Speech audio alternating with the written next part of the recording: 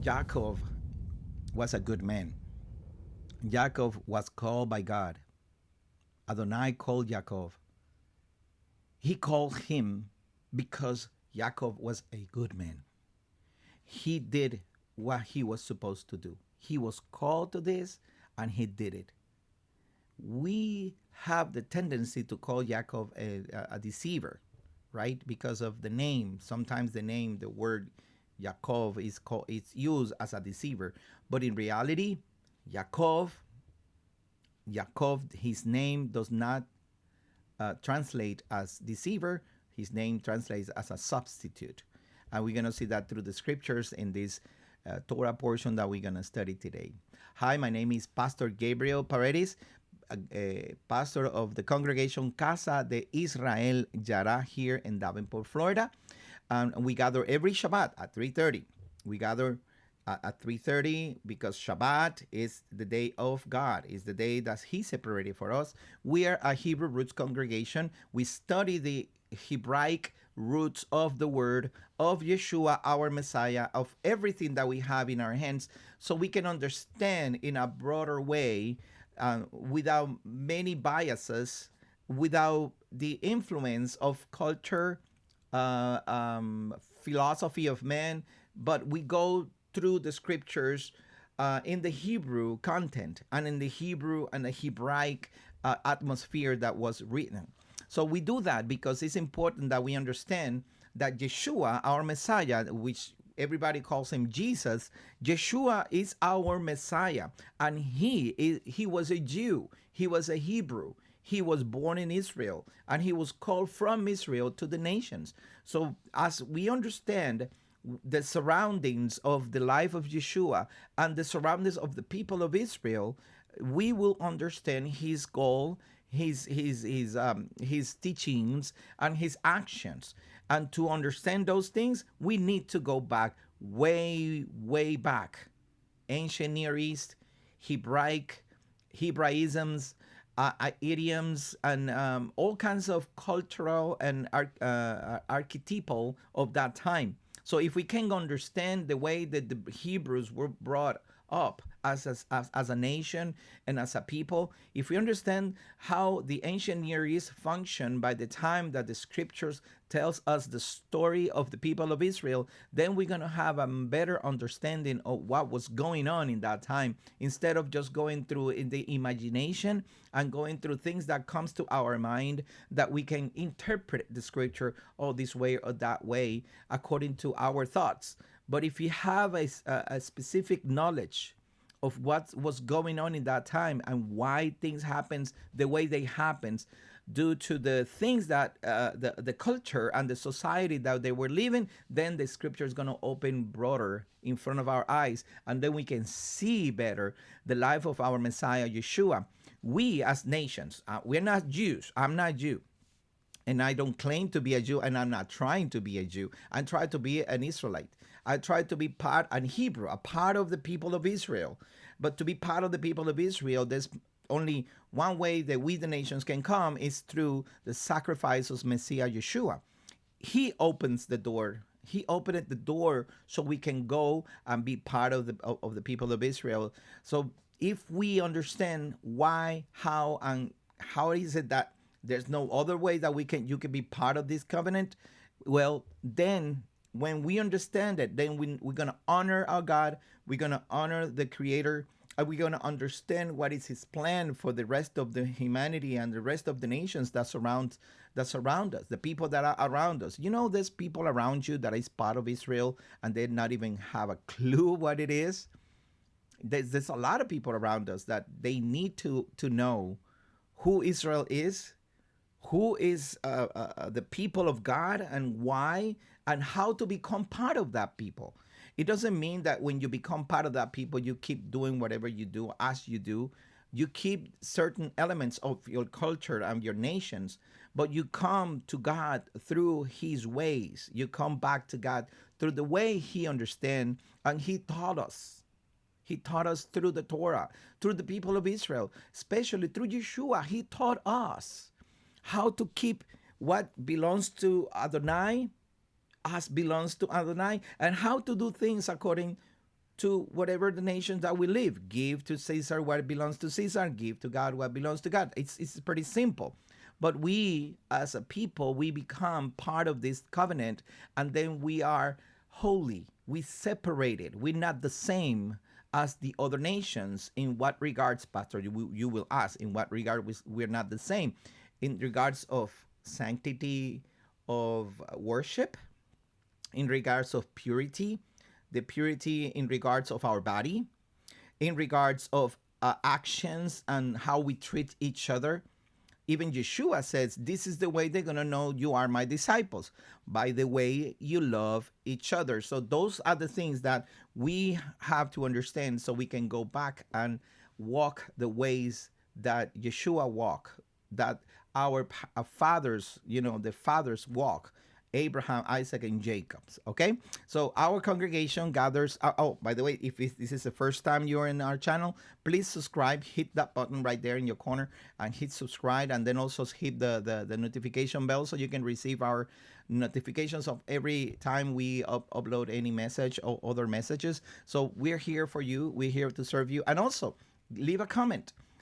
Hit likes, leave a comment, and let us know how you are receiving these portions and these studies that we are bringing to you for your consideration. We gather on every Shabbat at 3:30 in Casa de Israel Yara. Our address is 6311 US 1792 north of Davenport in Florida. All right, so thank you for being here. Thank you for subscribing and also sharing our messages and sharing these studies that we do. Today we are in the portion. The portion is called Vayetzei.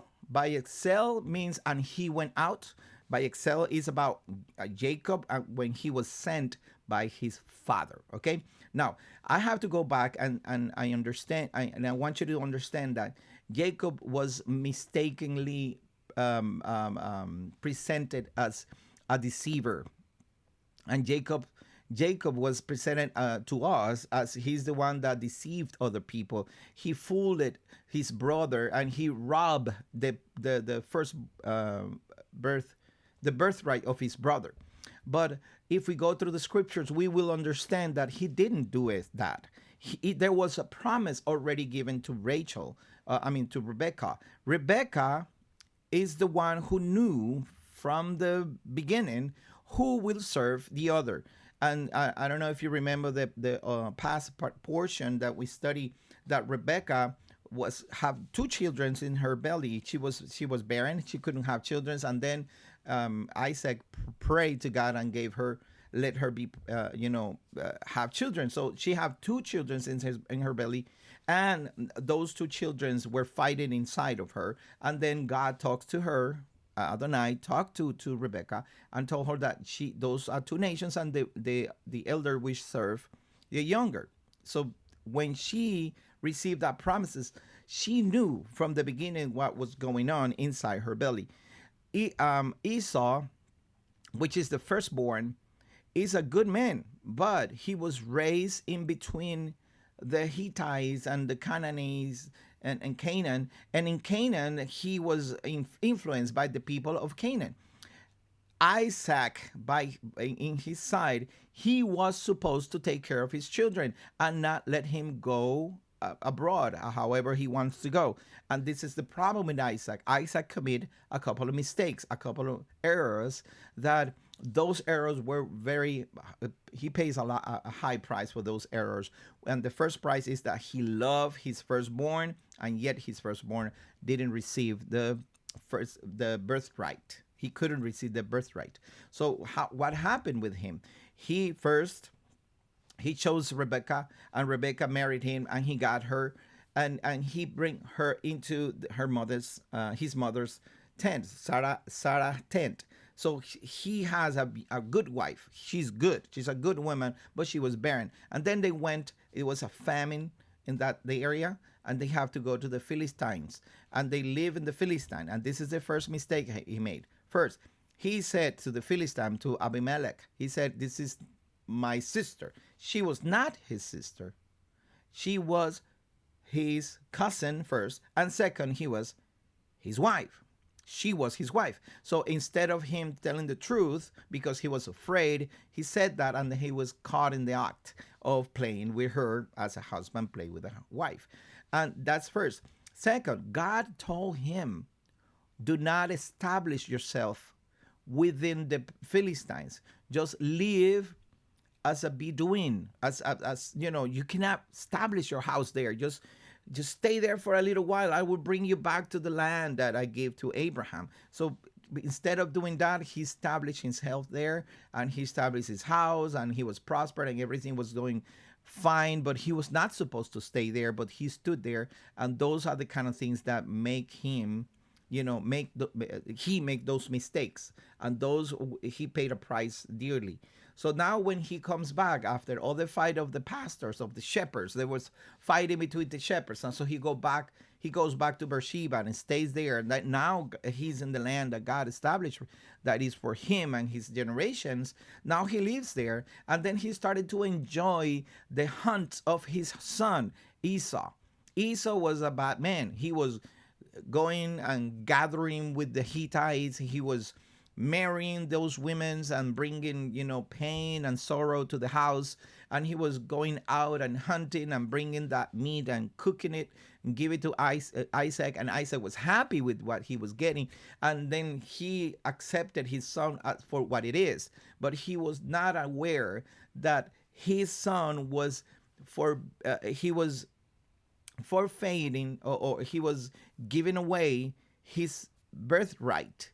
Why? How? Well, comes to pass that if you marry one of these women from the Hittites, which are exactly the people from who Abraham bought the land, bought it so he can have a property for himself, the cave of Machpelah and all that area that he bought. He was supposed to keep that. But when you married a woman from another king, from another kingdom, then you have to share what you have. Now it's not only yours, but it's also from that woman's family. So he was having these troubles. And then Isaac, he just didn't pay attention. And how do you know that, Pastor? How do you know that? You will know that because, first of all, we know that when you want to make a covenant with another kingdom, you marry their women's. You marry them. We know that since Genesis chapter 6. Then the Son of God look at the women of the daughters of the Son of Man, and they see that they were beautiful, and they will start to intermarrying between them. And what happened? The Son of God starting to lose their ground. They starting to lose their position as the sons of God, and then they start to give birth to more fallen people, more bad people, instead of getting better. So then the second portion, the second evidence that I have also is forward. When you see Joseph was in Egypt, and when he interpreted the dreams of the Pharaoh, the Pharaoh said, "Oh, there's no other man that the Spirit of God is like in this man Joseph." So they changed his name. They gave him a wife, and they make it part of the kingdom. And what happened? He was the second in the kingdom. So he become part of Egypt. Of course, in his case, he was so poor and nothing that he just have to embrace all of Egypt to himself. But then Egypt embraced him and gave him all of Egypt, except for the position of Pharaoh. So in the intermarrying, then you lose your position, right? Now, if you move even forward, we know this the story of Solomon. Solomon, when the first thing that he did when he became a king of Israel, he married a Egyptian. Why did he marry an Egyptian? It's his conventional wisdom within the sages, is that he married a Egyptian because he needed to build the temple. David received the plans to build the temple. Solomon needed the technology, the secrets of the architectural secrets that Egypt have, because Egypt is being well known for the architecture. And then he married in order for Solomon get the secrets of and the knowledge of the technology for construction from Egypt, he needs to marry a woman from Egypt. So he marry her, get all the access to the kingdom. Now he shares the kingdom with the Egyptians, right? And then he get the secrets. So that's the way that he have the technology to build the temple, and so on and so forth. He married about 300 women. The same way he married women so he can make covenants with all these kingdoms. And that's conventional wisdom. We know that. So, well, now Esau, going back to Esau and Jacob, Esau took women from the Hittites, and that with that action, he's just giving away his birthright. He's giving away the promise. He's giving away that God talks to Abraham and said, this land is going to be yours and from your descendants from now on. But he was giving it back to the Hittites. He was making covenant with them when they married. But of course, he doesn't have authority yet because he was not given the blessing. And Rebecca is looking at this. Rebecca is having sorrow pains, and Isaac also was having sorrow pains because of the women of the Hittites. And we know that from the scripture. So what happened then? Isaac is blind, and he needs to pass the birthright from him to his firstborn, right? But if Isaac passed that first birthright to Esau, then the promise of Abraham will be lost. So Rebecca is looking at it and say, we cannot do this. We have to do something. Then he calls Jacob, which is the good guy. He was the good guy. He was the one preserving the promise, preserving the birthright, preserving the land and the blessing.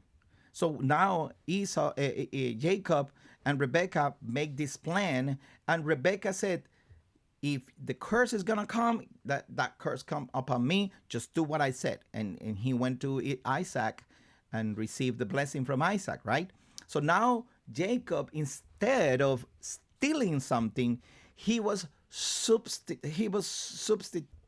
supplanting or taking the place of Esau, that he was supposed to take care of that promises. But he didn't do. So Jacob now took it. And look at what the scripture says. I'm going to show you in the scriptures. Let me go. He said, his name, sorry, right here. Verse 35. Verse 35, right here. He replied, your brother came deceitfully and took away your blessing. Yeah. Esau said, his name Yaakov, he supplants, really suits him because he supplanted me these two times. See, the verse is right there. And he took away my birthright. So the word is supplanted. Supplanted. So look, my brothers and sisters. Yaakov, he didn't steal anything, stole anything. He didn't cheat nobody. Actually, he have to do it through this deceivement, like telling his father, which is my opinion that his father knew what he was doing, because he comes in and he said, Father, it's me, Esau. And then the father says, the voice of Jacob, but the smell is like the fields and the country and of the land because of my son Esau. So then he continued the conversation. Plus, Jacob said, Jehovah, your father, your God, bless me and put this hunt in front of me. So those things are not the common language of Esau. It's the language of Jacob. So it's my opinion that Isaac knew, but it's only my opinion. Who knows? You know what I mean? So now, instead of stealing something, Esau gave away, or not actually gave away, but he rejected the birthright. The birthright. He cannot reject his firstborn. He's a firstborn. There's no way you're going to sell that because you still physically you were born first. So you're the firstborn. But you can reject the responsibility of being the bearer of the blessing, the responsibility of the promise, and keep it the way grandpa, Abraham received it. Abraham received this blessing and these commandments. He was not supposed to marry the Hittites. Abraham paid a price for that land. If he will understood what does the birthright means and the importance of keeping that land, then he would not marry the Hittites. But Jacob did. Jacob understood. They were the same age. He could get married with other women too, but he didn't do it. So he preserved because he knew something was going on with this man, with Esau. So Jacob, instead of stealing the firstborn right, what he did, Esau rejected it. Esau, it's not, you cannot buy the first right. I mean, the firstborn. You cannot buy that position. He's already the second one. So, but you can reject the responsibility that comes for being the firstborn. And that's what Jacob took and supplanted, substitute Esau in his responsibility. But Esau wanted the blessing. Yeah, I want the land. I want all the position and the authority and the strength. And I want, the sheeps, and I would be, very powerful, just as my father Abraham and Isaac are or were. So he wanted the blessing, but he doesn't want the responsibility of keeping it pure, keeping it within the family. So Yaakov then received that blessing. And now look at this. I want you to pay attention to this, because this is the blessing that he received from his father. Look at this. In verse 28, chapter 28. I'm sorry, Genesis or Bereshit chapter 28. Isaac called Jacob, and after blessing him, charge him. See this word here? Charge him means that he gave him the responsibility of not to choose a wife from the Hittite woman. Go now to the home of Bethuel, your mother's father, and choose a wife from the daughters of Laban, your mother's brother. So the blessing was conditioned that he married a woman from the family of his wife, of Rebekah, from Bethuel, a woman from that house, as Abraham commanded him. Don't marry these people, marry women from there. And then he said, may El Shaddai bless you, make you fruitful, and increase your descendants until they become a whole assembly of peoples. And may he give you the blessing which he gave Abraham. The blessing which he gave Abraham. This is important, because that is the responsibility. That is the important part of this blessing. The blessing of Father Abraham. What is that blessing of Father Abraham? In you, all the nations of the earth will be adopted into this covenant, into this land. All the families will have access because of the faith of Father Abraham. And we know what kind of faith Father Abraham have. We studied before that. So then he says, and you and your descendants with you, so that you will possess the land. You will travel through the land that God gave to Abraham. See, the land is what is important here. And of course, there's other things that are very important, like the character, the patience, hospitality. All those things are important. But Jacob already had those things. He was practicing those things because he learned from Father Abraham. He learned from that. How do you know that, Pastor? How do you know he learned it from that? How is it that he didn't get lost just like Esau? Well, we know that he was raised in tents, right? And look at this. I'm going to show you something that is probably blow your mind, as it blew my mind when I read it and I understood this. Look at this. So Isaac sent Jacob away, and he went. This is where the portion started, is here. In verse 10, Yaakov went out from Beersheba and traveled towards Haran. He came to a certain place and stayed the night there. because the sun had set. So sun's down, he's ready to go to bed. He took a couple of stones in that place and put it under his head and lay down to sleep, right? He dreamed that there before him was a ladder resting on the ground with its top reaching to heavens, and angels of Adonai were going up first and then down on it.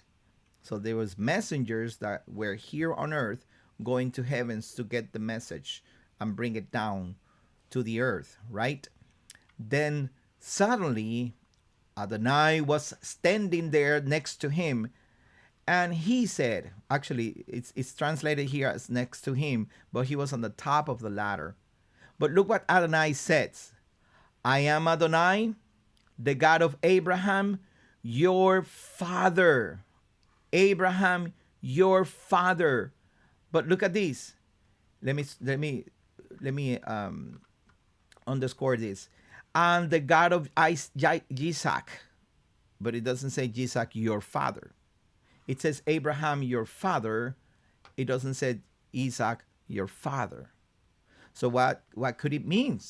Well, if we study, extra biblical books like the book of Yashar, it stated that Jacob was raised at the feet of his grandfather, and we know this as God spoke to Abraham in Bereshit 18, Genesis 18:19. He says, because I know him that he will teach his sons, his children's, and his children's children's the ways of God, the ways of justice and righteousness. So I know for a fact that it was something that Abraham wanted to do and was capable and was more than, eager to do, which is teach Isaac the ways of Jehovah and teach his grandchildren's, in this case Esau and Jacob, the ways of Jehovah, the ways of Adonai. And what did Esau did? Oh no, I'm going to the field. And what did Jacob did? I sit at your feet, Grandpa. Teach me the ways. So that's why we concluded that Jacob was raised at the feet of Abraham, and that's why God here in this chapter calls Abraham his father, but doesn't call Isaac his father. You see, that's how we get to this, and how important it is. It is very important. Now we know, and now we can see up in front of us, right in front of us, we can see that Esau was raised by Isaac in the wrong direction, but Jacob was raised by Abraham in the ways of Adonai. And that's how we get this blessing. And that's how he get this position, this responsibility. That's how he get the firstborn right, the birthright. It's not only the blessings. Blessings are good, but it's the responsibility of keeping the ways of Adonai according to what Abraham received. And to finish today, my beloved, because we don't have more time, I'm going to show you something extra here. After he has this dream and God spoke to him and gave him the same promise that he gave to Father Abraham, look what it says here. I will bless you. I will be with you. I will take care of you. You don't have to worry about anything. I will bring you back to this land. And then that's how I know that Jacob was a good man.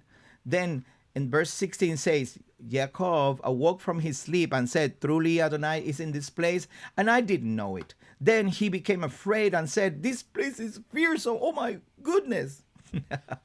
Oh wow, this has to be the house of God. This is the gate of heaven. Because right there he received and had that experience with Adonai. Then in the morning he got up, took a stone, which means a memorial. He took a stone and had put that he was sleeping on, and that he was laying down sleeping, and set it up as a standing stone. You see, standing stone is a memorial. And he had put under and pour olive oil on it, on its top, which is his anointing that special place, giving that place a special meaning to that place, and named the place Bethel, the house of God. And then look at this. So the blessing and the fidelity is conditioned. This is not a regular covenant. It's a, uh um, parallel covenant. We both agreed to do something for each other. All right. And this is what it is.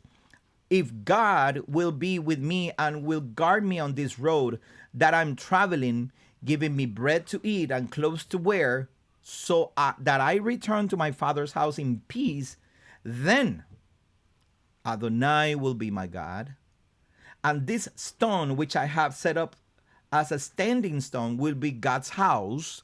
And of everything you give me, I will faithfully return 1/10 of to you. So I don't have any more time to keep to stay here with you guys, but you see how this is a different kind of covenant. This covenant it's a parallel covenant, or both ways. It's like this type of covenant is the one that you made with conditions from each side. God will bless him and protect him. He said, if you bless me and protect me, then I will choose you. I will promote you as my patron. I will promote you as my God, and I will live for you. My life will be yours forever. But bless me, protect me, keep me. So that's exactly what God did. And we're going to see that in the next portion when we see what the next study. We're going to talk a little bit about what happened to Jacob when he went to Laban's house. So, but for now, beloved, you have to understand this. God chose men that are righteous, and that men that see injustice, and that are willing to take the responsibility of keeping justice and righteousness, and keeping the name of God, the name of Adonai, uplifted, honored. And you do that. There's two ways to do it. It's in your own, in your, as an individual, with rituals, which means singing and praying and doing all kinds of acts of obedience to God according to his will. But also, when you walk ways of justice, when you do righteousness, when you have mercy and goodness for your beloved or your friend or your neighbor or the people that gather with you in the community, or the people that is not from the community, but you do acts of mercy. That's what God is calling us to do. He will fulfill the promise that he made us. He made you. He made a promise to us to bless us and protect us. But we have to be willing to take the responsibility that comes with that blessing. It's a great responsibility. It's not just free for all and I'm going to bless everybody no matter what. No, he's paying attention. He's looking for those who do the right thing.